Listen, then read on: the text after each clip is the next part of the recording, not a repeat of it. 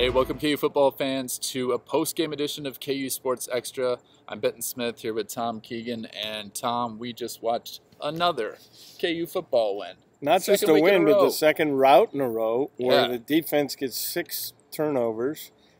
Defense scores again. Scored twice today. Bryce Tornaden got that show rolling in the first quarter. What a year he's having. And then Mike Lee, of course, came through with another pick six. That's the third pick six in the last 2 games, and all of a sudden 3 different guys. Yeah, Shaq Taylor had one at Central Michigan, so everybody's getting greedy. Yeah, they all want a piece of that.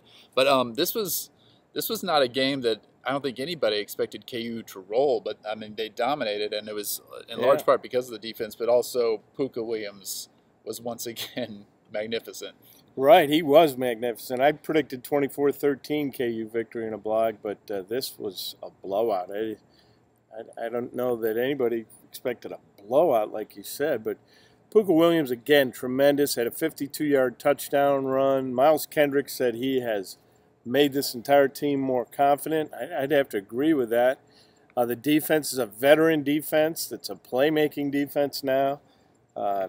Terrific performance all the way around, and I don't think you can minimize it just because Rutgers is a team that has a very inexperienced quarterback. It's a team that lost some players to credit card fraud on the defense. Not a good team, but Kansas did what you have to do to a team that's not a good team, and how many times in recent seasons has Kansas done that? It was a terrific win. Yeah, and I think you kind of saw that confidence from the group as back at Central Michigan. Just talking to guys after the game, didn't you get a sense that yes, they were kind of, because of Puka Williams, they kind of felt like this was not the same team that lost to Nicholls, and obviously it isn't. Yeah, and it's not a giddiness where when you win once every blue moon, you get giddy, and then you get pounded the next week. Obviously, they had the maturity to, gain confidence from a win, but at the same time, get right back to work. Whether you win or lose, you get right back to work, and certainly they obviously did that, and they worked on their weaknesses, and that's what they'll do this week, heading down to Baylor. So it'll be interesting to see what the line on that game will be. Yeah, and it sounded like immediately after this game, they kind of went into that we have more work to do mode, because Beatty said before he even got to the locker room, or by the time he got to the locker room, Daniel Wise was up talking with, had all the captains up at the front of the locker room, and they were basically addressing the rest of the team. And the heart of the message was, we've got a lot more work to do. 2 wins doesn't mean anything. And so, of course, it was Daniel Wise who made that point. Not hopefully he's recovered from the. I mean, he went back in and played a little bit, right? Yeah, he hurt his knee there at the end of the second quarter.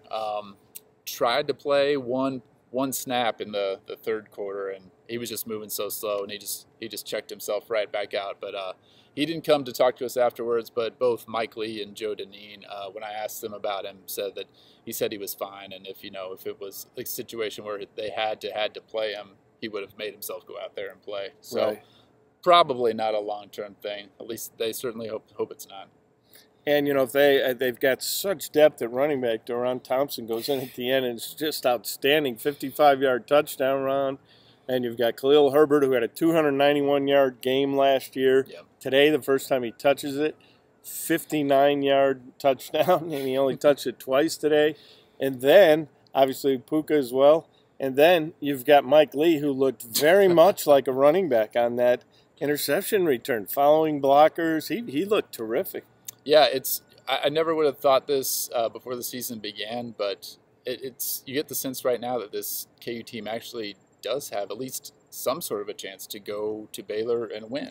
Yeah, I think so. They've got to be feeling like they do, and that's half the battle. Really feeling it and feeling together. It's not like there's any jealousy over the attention that Puka's getting. They're all grateful to Puka Williams, and they really like him. They talk about what a good guy he is. Well, we've got plenty of coverage from today's win. It was 55-14 KU over Rutgers, and we'll have plenty more in the days to come leading up to that Big 12 opener at Baylor, which suddenly is winnable for KU. So an exciting time of year for the KU football fan base, when just a couple weeks ago we were thinking, what's going to become of this season? Right. Lost at home to Nicholls. Man, it's just amazing to see this experienced defense and this great stable of running backs, and the offensive line gets a little better every week. Check out more at KUsports.com. We've got tons of stories and blogs and a massive photo gallery from Nick Krug, so lots to check out.